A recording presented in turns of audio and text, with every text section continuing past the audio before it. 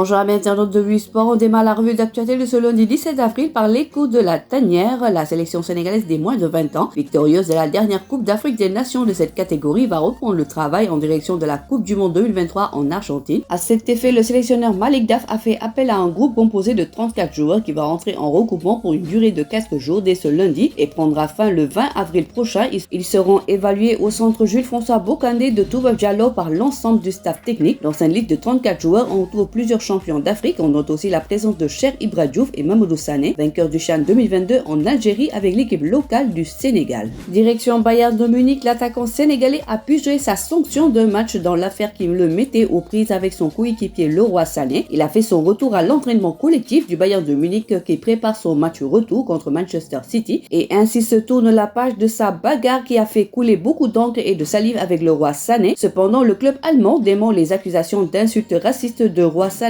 à Sadio Mané. Le président du club et le directeur sportif se sont exprimés sur l'affaire Sané-Mané suite à la sanction infligée au Lion de la Teranga. Selon ces deux voix du Bayern de Munich, il n'y a pas eu d'insultes racistes. À Chelsea, Edouard Mendy, pas totalement guéri, éloigné des terrains depuis son retour du mondial à cause d'une blessure contractée au niveau du doigt, ce qui l'a valu une opération. Edouard Mendy avait fait son retour dans le groupe des Blues le 4 avril dernier face à Liverpool, mais son coach affirme qu'il n'est pas encore totalement au point pour jouer. Très mal en point avec une performance inquiétante défensivement des hommes de Franck Lampard. Il a été attendu que le champion d'Afrique sénégalais prenne la place de l'international espagnol Kepa, mais le coach londonien en conférence de presse hier a mis en garde par rapport à la guérison de Mendy qui n'est pas totalement acquise.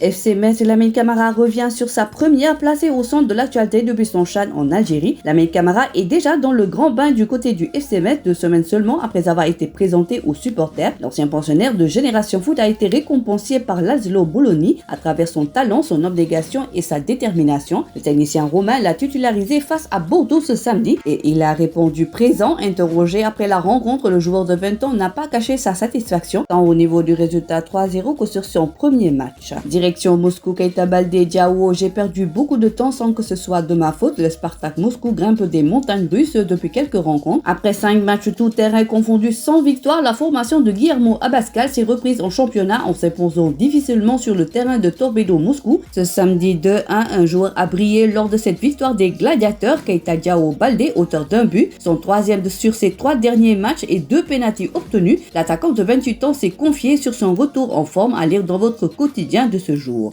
Ligue sénégalaise, Teungueth FC nomme Cheikh Gueye à la tête du club après s'être séparé de Mbaye et de tout son staff suite à la défaite contre Djambar ce week-end 2-1. Les dirigeants du Teungueth FC ont mis la main sur un entraîneur expérimenté pour prendre le relais. En effet, c'est Cheikh Gueye qui a été choisi pour conduire l'équipe pour les 2 prochaines années, a annoncé le club dans un court communiqué. Il sera accompagné dans sa mission par Sam Diallo, premier adjoint, Ousmane Gueye, deuxième adjoint, Ousseynou Ndiour, préparateur gardien, Khalifa Modj, préparateur physique. 18e journée Ligue 1, Djambar solide leader, Génération Foot nouveau dauphin. Dans cette 18e journée de Ligue 1, 11 buts ont été inscrits, 1 match en moins et 2 matchs nuls enregistrés. Synapse Excellence Sonacos 3-1, Linguère AS Pikine 1-0, Génération Foot Stade de Mbour 3-0, AS Douane Guédiawaye FC 0-0, Djambar FC Teungueth FC 2-1, US Gorée Jaraaf 0-0, Dakar Sacré-Cœur Casa Sport, ce sera aujourd'hui à 16h30. En Ligue 2, Diamono Fatick garde la main, Amitié FC laisse du terrain, Luso s'incruste et chipe la 2e place. US Gorée Port 0-0, ASC HLM Dakar Diamono Fatick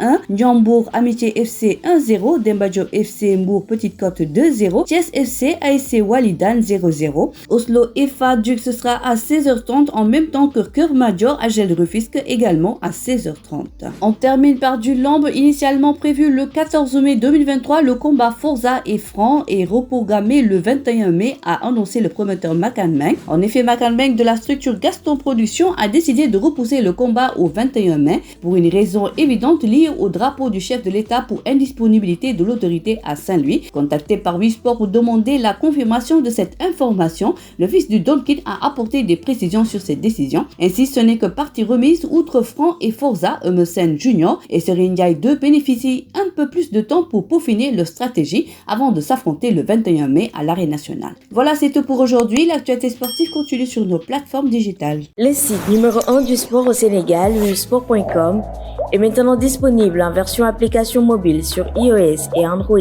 Retrouvez l'actualité du Sénégal pour tous les sports en direct sur votre téléphone, football, lambe, basket, sport de combat, athlétisme et bien d'autres disciplines. Toutes les statistiques des championnats sénégalais, les matchs, les résultats, les classements à suivre en direct sur votre application Bulle Sport.